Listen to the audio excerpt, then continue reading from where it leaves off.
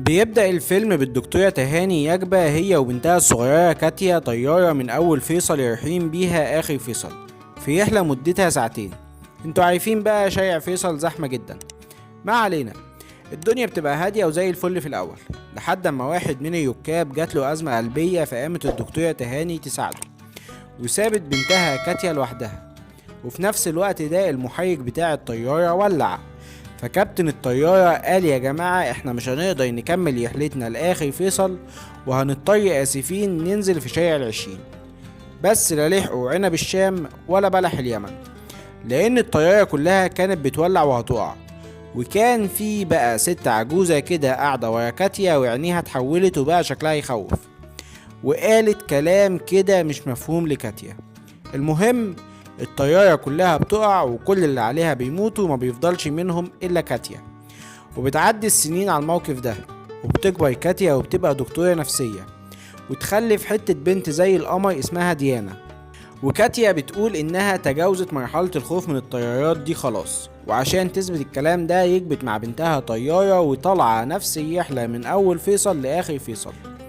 ولحظهم الأسود كان في عاصفة جامدة جدا خلت معظم الرحلات تتلغي، ومفيش الا الطيارة دي اللي هتطلع بس لأن الكابتن بتاعها قلبه جايبه ولاقي صحته في كيس شيبسي. وما كانش في الطيارة إلا كاتيا وديانا وصحفي واتنين عواجيز ورجل أعمال ويسام واتنين مضيفات. وديانا أول ما يكبت الطيارة قالت لأمها تعالي نقعد في الصف ال19 ده شكله حلو أوي يا ماما. فأمها قالت لها لا يا حبيبتي ما ينفعش، ده مش مكاننا. وكاتيا اللي كانت بتقول انها تجاوزت مرحلة الخوف من الطيارات اول ما يكبت الطيارة بدأت تجيلها هلاوس، فدخلت الحمام وخدت المهدئ اللي هي بتبلبعه ده يمكن يهديها شوية، واصلا المهدئ ده شكله كده بيزود الهلاوس غالبا.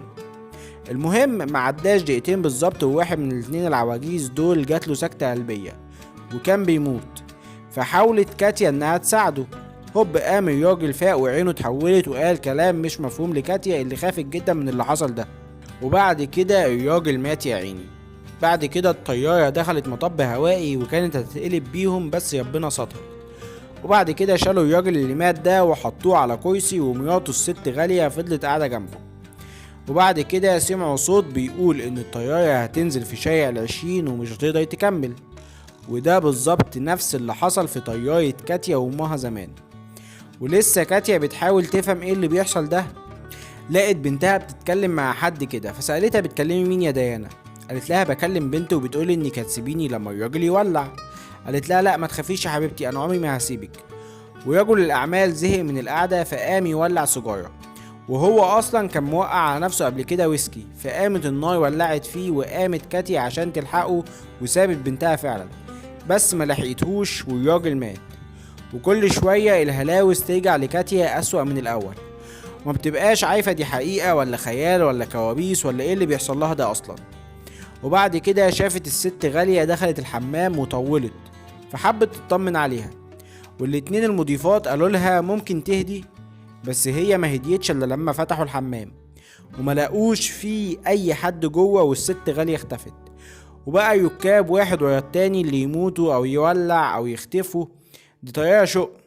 وبعد كده قررت كاتيا انها لازم تطلع لقدام خالص عند كابتن الطيارة، بس ديانا قالت لها لا احنا لازم نفضل هنا. وهما بيتكلموا كده واحدة من المضيفات قعدت تطلع مية من بقها لحد ما ماتت خالص، وكاتيا حست ان دي كلها مؤامرة عليها عشان يخلصوا عليها.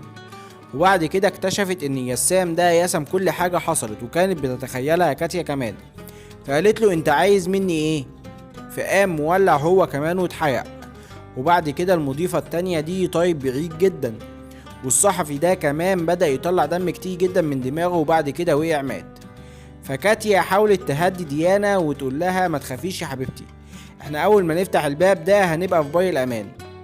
وقدرت انها تفتح الباب ده فعلا، بس لقت نفسها في طيارة تانية فدخلت فيها، وفتحت الباب تاني لقت نفسها في طيارة تانية، وهكذا لحد ما وصلت للطيارة اللي كانت راكباها زمان هي وامها.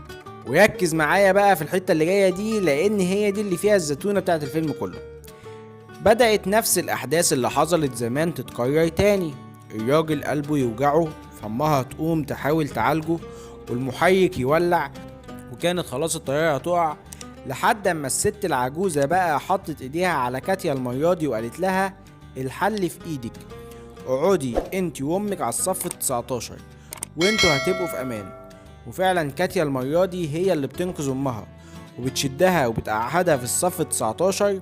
وبعد ما بتقع الطيارة وكل اللي فيها بيموتوا، ما بيفضلش عايش الا كاتيا وامها عشان فضلوا قاعدين في الصف 19. وبيخلص الفيلم على كده. فلو عجبك الفيديو منساش تعمل لايك وشير وسبسكرايب وتعمل كومنت عشان اكمل، ولو ما عجبكش الفيديو منساش تعمل ديسلايك وشير وسبسكرايب برضه، بس تعمل كومنت عشان ابطل.